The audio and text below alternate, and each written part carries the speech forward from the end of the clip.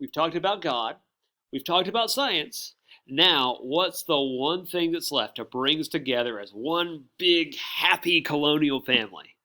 That's right. We've got to blow stuff up.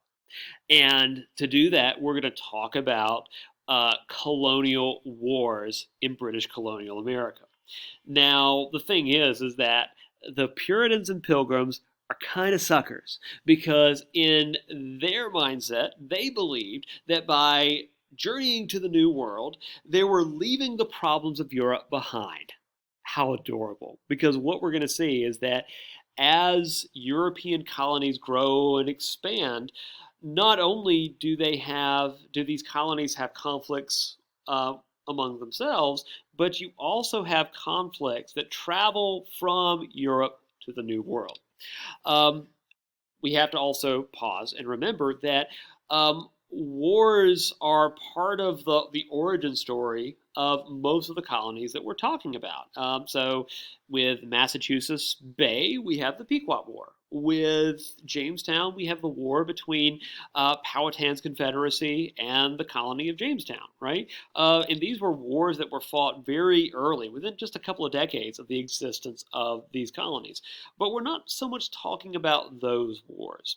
We're really talking about wars between European colonies and European powers. And yes, there is a difference, believe it or not.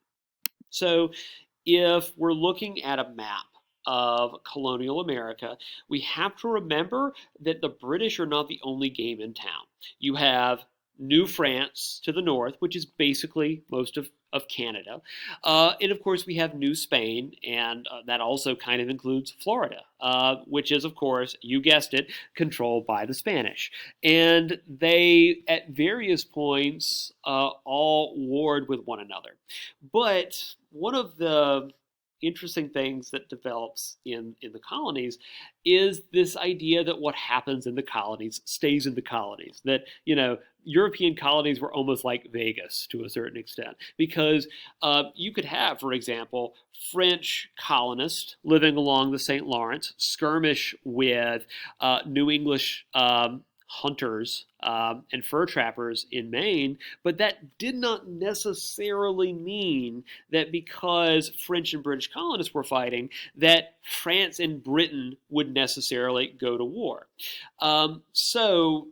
But the same could not be said in reverse. So, if Britain and France went to war, you better believe that their colonists were supposed to mobilize to do whatever was necessary to defend the mother country. Whether that mother country is Great Britain, France, Spain, the Netherlands, doesn't matter. These countries were going to mobilize all of their resources. And so you have several wars in Europe that really migrate into the colonies.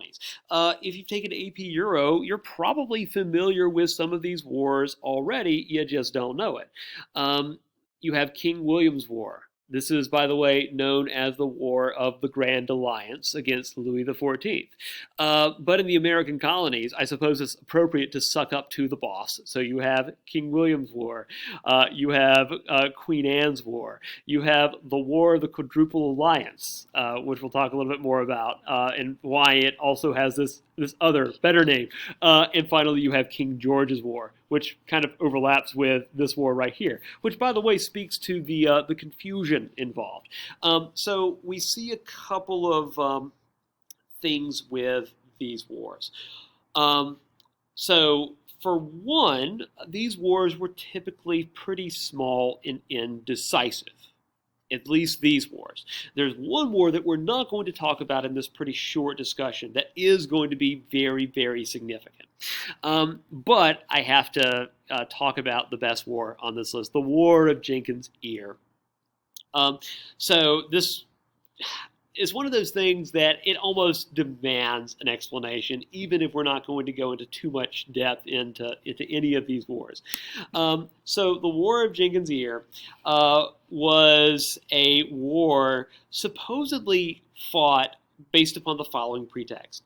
You have Mr. Jenkins, who is a merchant captain who's transporting goods in the West Indies. And remember that the Spanish have a strong presence in the West Indies.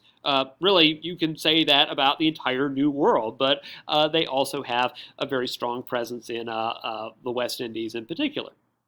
And apparently, the Spanish boarded his ship and accused him of smuggling and/or piracy. And they decided to teach him a lesson, and they lopped off his ear. And this actually happens in the 1730s, but apparently, when word gets out, Jenkins's pickled ear is brought to the British Parliament, and Parliament decides to declare war. On behalf of Jenkins's ear. So Helen of Troy is supposed to have the face that launched 1,000 ships. I guess Mr. Jenkins is supposed to have the ear that launched 1,000 ships. Only he probably never heard about it. Why? Because his ear was chopped off. I mean, that's really creative stuff. Anyway, so what some of these conflicts though could be absolutely horrible. So even though these wars tended to be fairly small in scale, warfare in the colonies was tough. So when the British decided to go to war against Spain in the War of Jenkins' Ear, they decided to send out a massive fleet to besiege the Spanish port city of New Cartagena in the West Indies. Now, what's really interesting is that, the West Indies really doesn't have any great strategic significance to the American colonists. But like you would just try telling them that. So the British were actually able to raise a force of Marines in Virginia, and that force of Marines is actually transported to help besiege the city of New Cartagena, led by a British admiral by the name of Admiral Edward Vernon. Now, the siege itself is horrible, because most of the British fleet get wiped out because of disease, especially like yellow fever, typhoid, and malaria. And by the way, the force of Virginians doesn't really fare very well. Almost all of them die more because of diseases rather than Spanish bullets. But apparently, the commander of this small force is impressed by the British admiral. So impressed that this commander, a man by the name of Lawrence Washington, decides to name his family estate after this admiral. And of course, the estate is called Mount Vernon, the home of George Washington. But that's kind of like the convoluted story of how Mount Vernon is named. But it also it shows the enthusiasm with which these colonials would volunteer to do their bit. The idea is that they're showing that they'll stick up for mom and fight for the mother country. But it also shows how many times these colonial wars were seen as sideshows by the major European powers. And so most of these wars were pretty indecisive. There's another little bit of unfinished business that we have to take care of, and that is in the wars that we see in Canada. A lot of the fighting between France and Britain takes place in Canada, and in I think it is Queen Anne's War, by the way, also known as the War of the Spanish Succession in Europe, but in the American colonies it's called Queen Anne's War. The British managed to successfully take the French province of Acadia. And eventually, starting around 1758, the population of French-speaking Acadians is actually deported.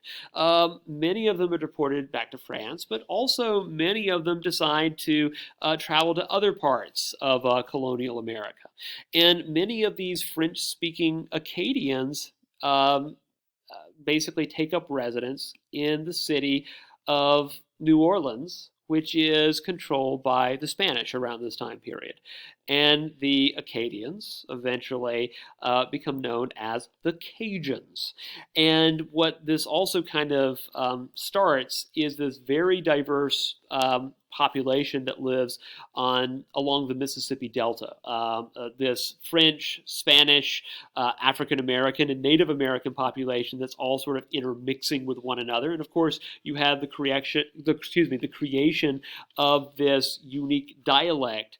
That's the combination of words from the culture and language of all of these groups.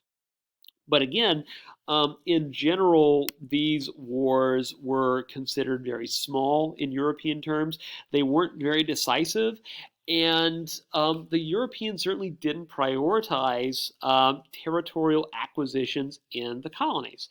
If you're Great Britain, you're much more concerned about what's going on in, say, the Netherlands or Western Germany than you are about trivial matters of borders between New English towns along the Canadian border.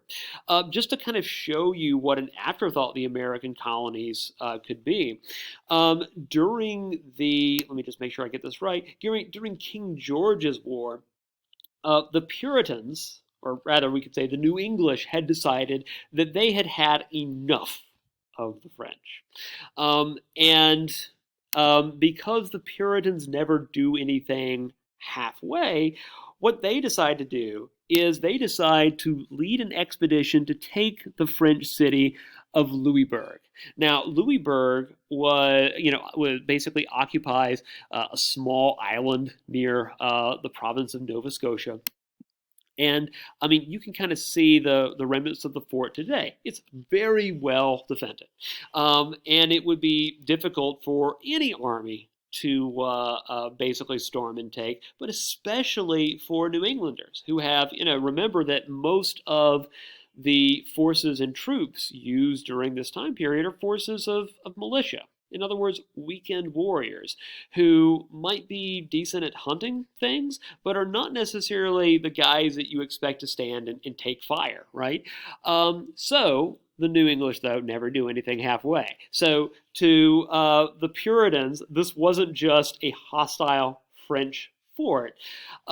The New English began talking about Louisbourg as the stronghold of Satan.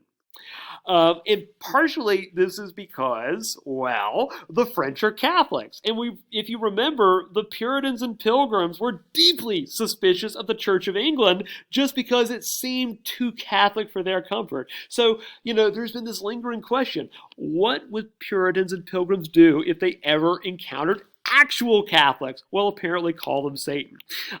Now, that being said, amazingly, what the New English do is they gather a large army and fleet together, land it outside of Louisbourg, besiege the city, and actually take it.